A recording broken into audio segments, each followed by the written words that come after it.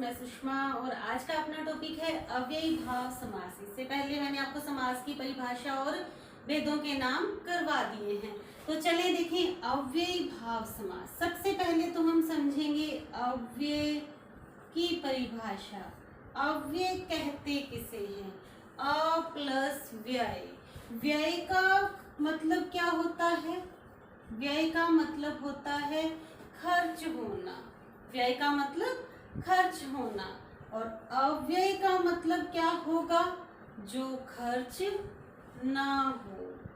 अर्थात वे शब्द जिन पर किसी भी लिंग, वचन या काल का कोई प्रभाव नहीं पड़ता, वे क्या कहलाते हैं? अव्यय कहलाते हैं। देखें, जैसे एक शब्द है मेरे पास, यथासंभव। राम पास होने के लिए यथासंभव परिश्रम करता है।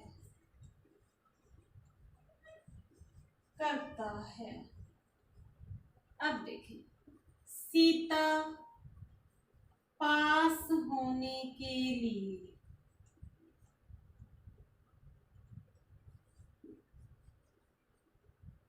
सीता ने पास होने के लिए यथासंभव परिश्रम किया।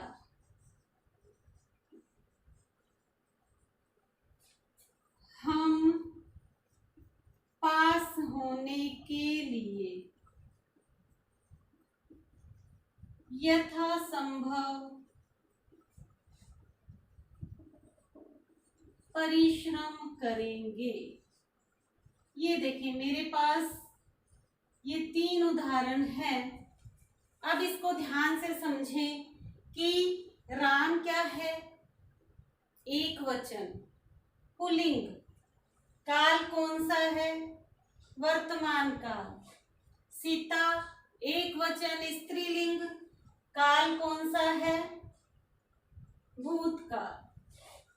एक बहुवचन, काल कौन सा है? भविष्यकाल। तो क्या इन शब्दों में कोई फर्क पड़ा? नहीं। ये क्या होंगे? कौन से शब्द होंगे? अव्यय होंगे। क्या होंगे? अव्यय होंगे। यथासंभव, ठीक है, क्या होंगे? अव्यय शब्द होंगे। अर्थात इन पर लिंग, वचन व काल का कोई प्रभाव नहीं पड़ता। नंबर 2 बात, एक बात आपको ये ध्यान में रखनी है। चलिए,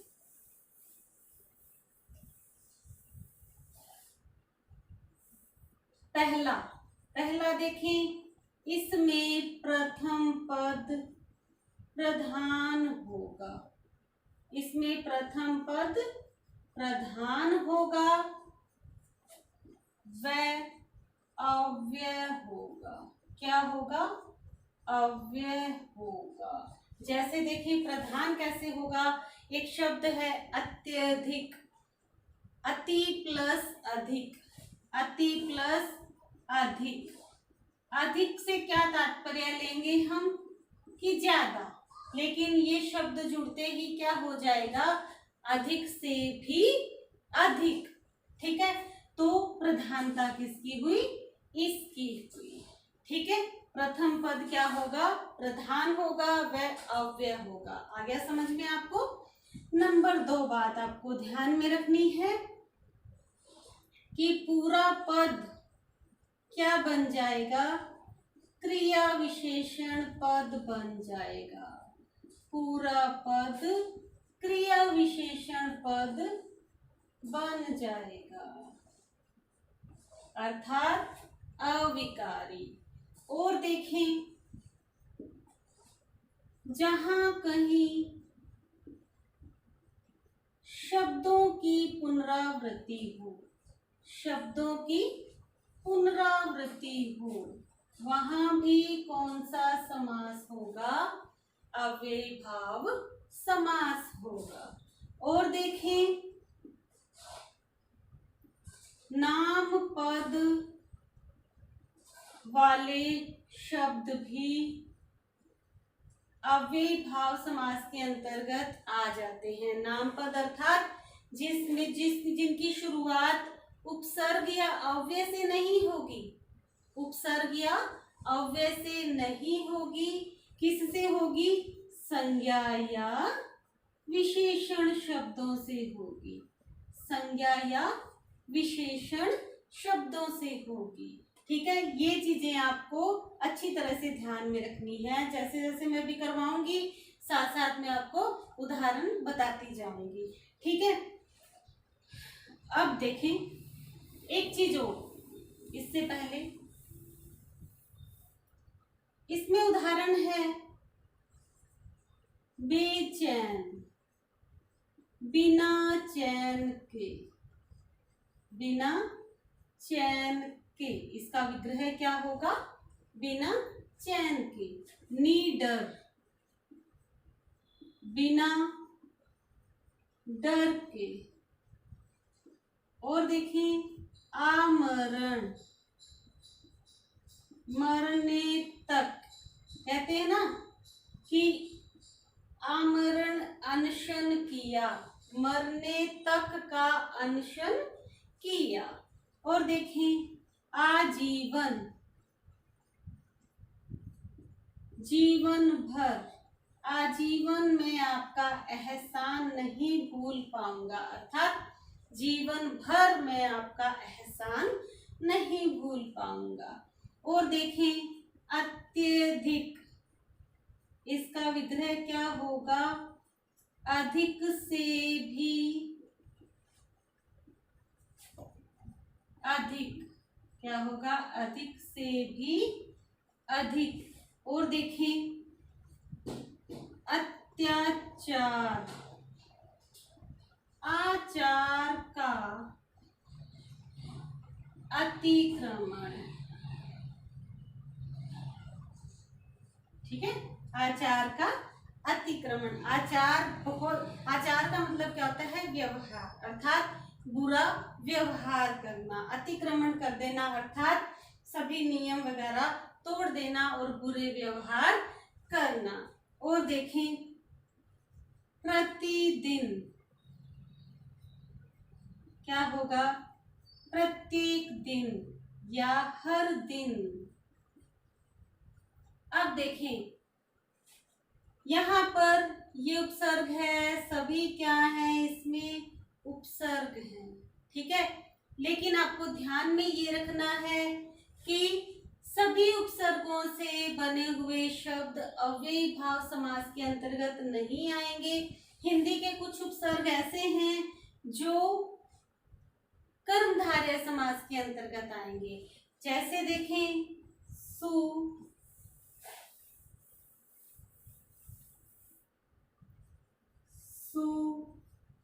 कु, का, खुश, बद आदि उपसर्ग हैं।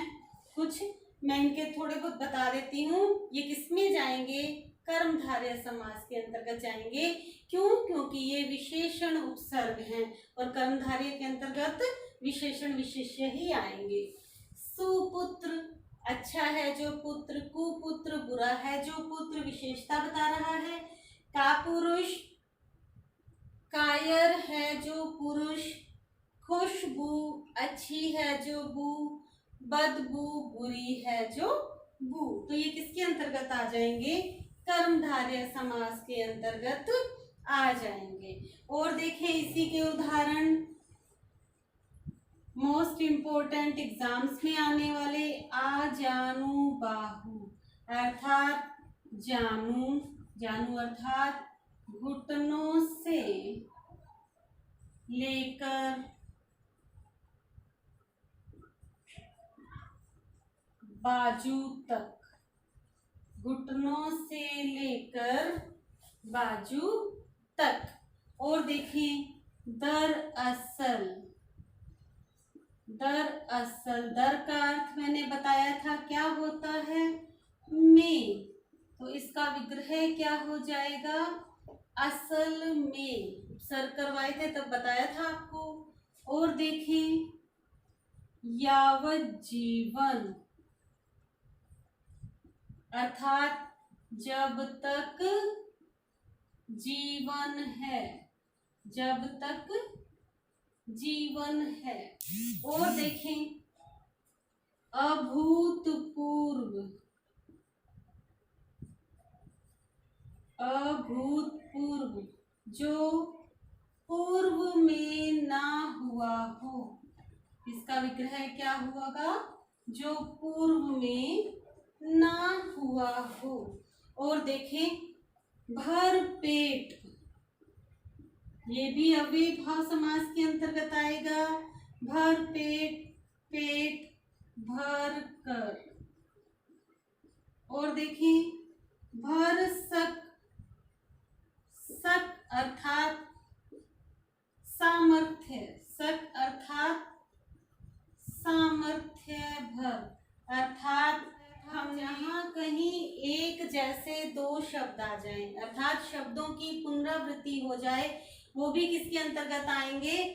अव्ययीभाव समास के अंतर्गत आएंगे। देखिए, धीरे धीरे, धीरे से भी धीरे,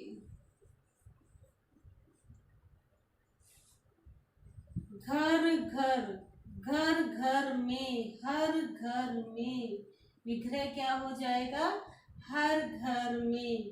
रातों रात, रातों रात क्या हो जाएगा? रात ही रात में। चोर रातों रात चोरी करके ले गए, तो ये किस में आएगा? अव्ययीभाव समास के अंतर्गत आएगा। दिनों दिन, दिन ही दिन में, थोड़ा थोड़ा, बार बार, इस तरह के जितने भी शब्द हैं जिनकी पुनरावृत्ति हो रही है वो किसके अंतर्गत आएंगे? अव्ययीभाव समास के अंतर्गत। अगले है, पहला पद क्या होगा? नाम पद होगा। पहला पद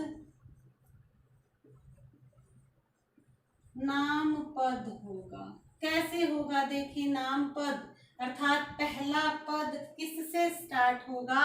संज्ञा या विशेषण से शुरू होगा। संज्ञा या विशेषण से शुरू होगा। जैसे देखें, विवेक पूर्वक, कुशलता पूर्वक, अंतर्व्यथा, ये सब क्या हो जाएंगे? किससे शुरू होंगे? संज्ञा या विशेषण से, अर्थात इनका पहला पद क्या होगा? नाम पद होगा। अब देखने की बात, समझने की बात ये है इसमें कि जो भी संज्ञा या विशेषण शब्द होंगे वो क्या होते हैं? उन पर लिंग वचन या काल का प्रभाव पड़ता है, वे विकारी शब्द हैं। लेकिन जब वे अव्ययीभाव समास में आ जाते हैं तो उनका रूप क्या रहता है? स्थिर रहता है। ये चीज आपको ध्यान में रखनी है। इनका रूप क्या रहेगा? स्थिर रहेगा। इनका रूप परिवर्तन नहीं होगा। ठीक है, ये चीज ध्यान में रखनी है।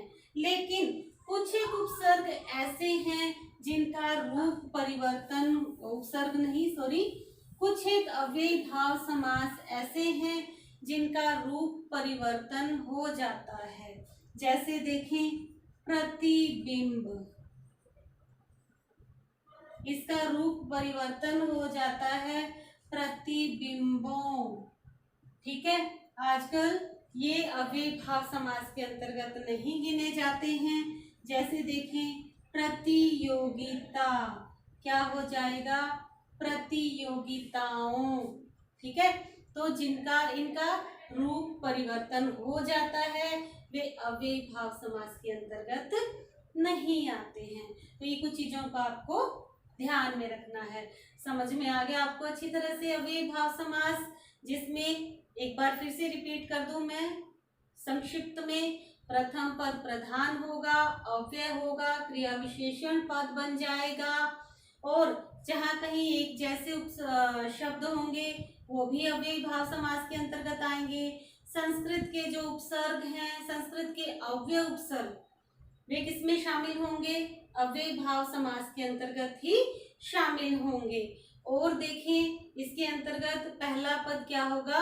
नाम पद होगा। इन चीजों को ध्यान में रखना है। चलें इसके बाद करेंगे तत्पुरुष समास।